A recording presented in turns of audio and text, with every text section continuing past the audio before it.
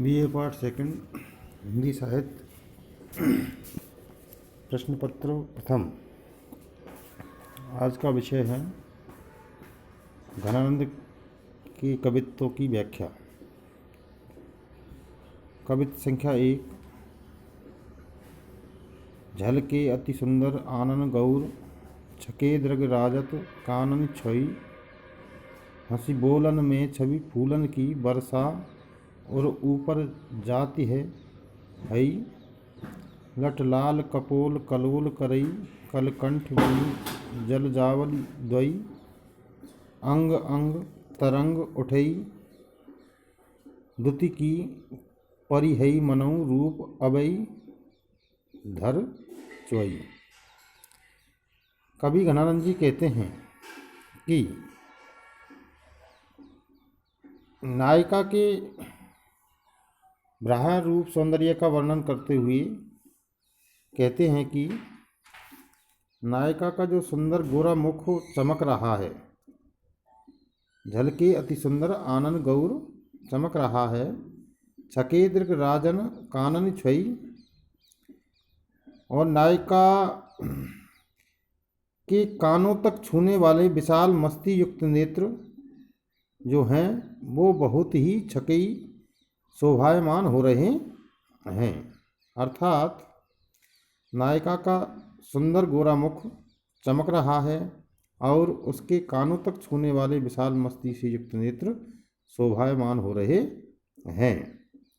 हंसी बोलन में छवि फूलन की वर्षा, और ऊपर जाती है हई।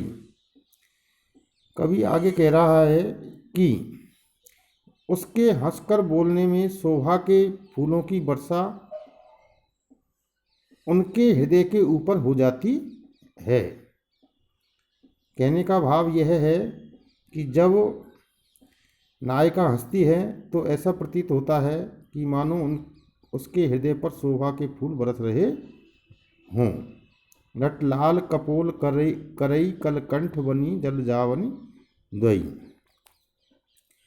आगे की पंक्ति में कवि कहता है कि उस नायिका के सुंदर गले में मोतियों की 2 लड़की माला सुशोभित है।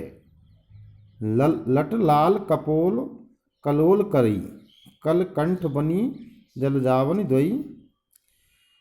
सुशोभित है, जो उनके जो कपोल हैं उन पर कलोल करती है।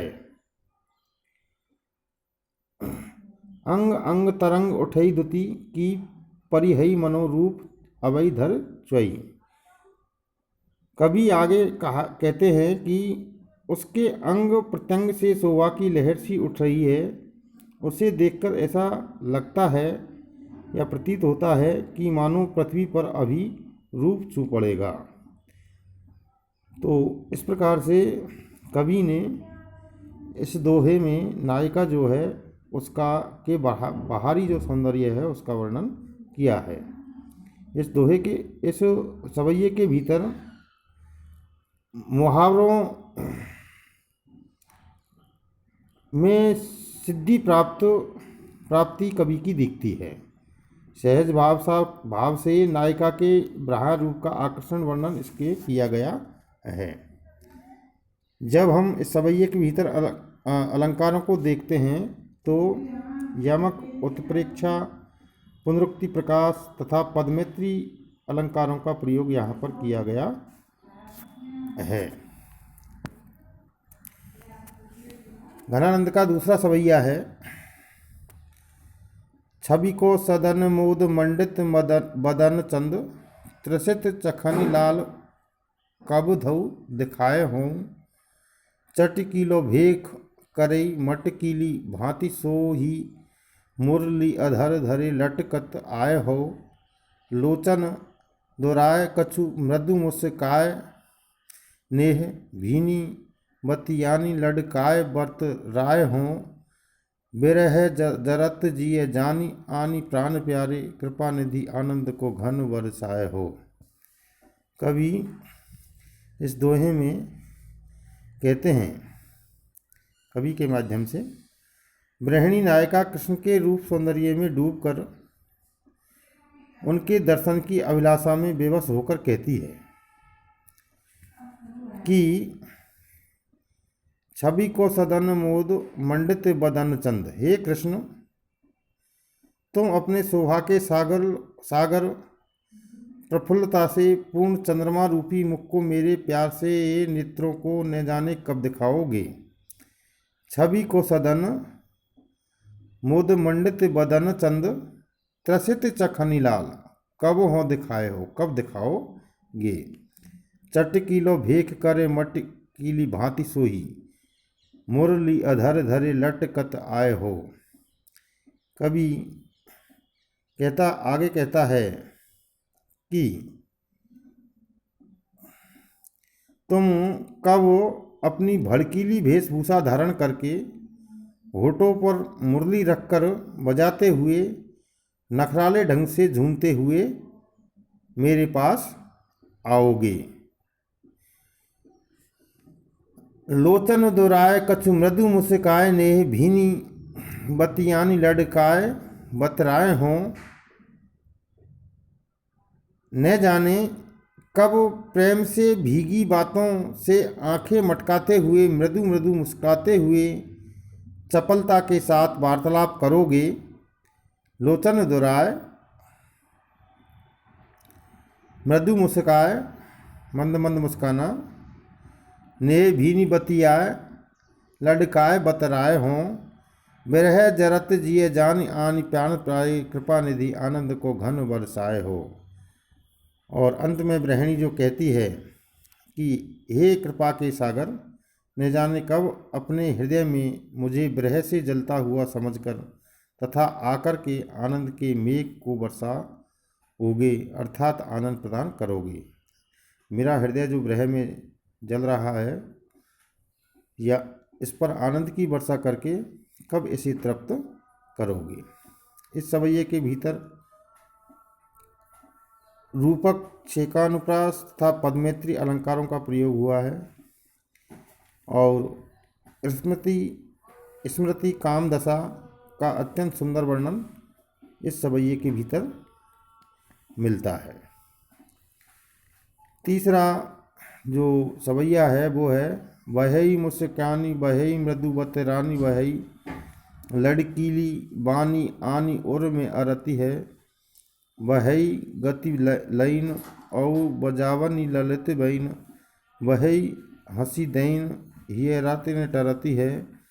वही चतुराई सो चिताई चाहिए की छवि, वही छलताई ने छिनक विष रती है। आनंद निधान प्राण प्रीतम निधान, जु की सुधि सब भाते ने सो बेसुधि करती है। इसमें नायिका संयोग काल की चेष्टाओं और क्रियाओं का स्मरण करती हुई कहती है कि हे प्रियतम, ऐसा कि घनानंद की प्रियतम कौन थे? पहले सुजान और बाद में कृष्ण। तो घनानंद अपने प्रियतम को याद करते हुए कहते हैं कि वही मुस्काना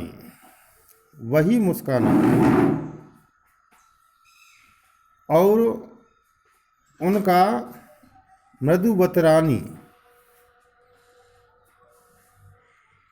मंद मंद बात करना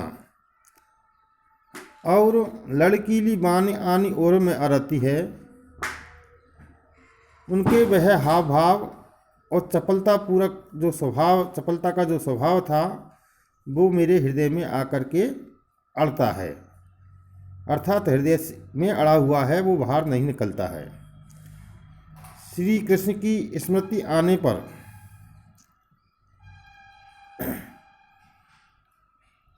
उनकी जो मुस्कान, उनकी चुलबुली आदत और उनकी बात करने की पद्धति जो मेरे हृदय में आकर छा गई है, वह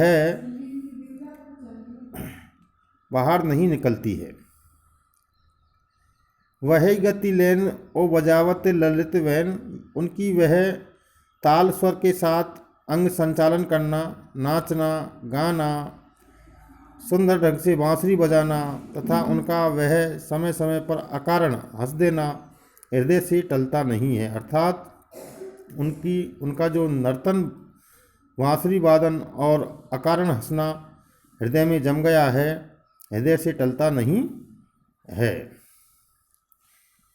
हंसी देन यह रातें न टरती है, वह चतुराई सो चिताई चाही वे की छवि, वह छैलताई न छिनक विसरती है।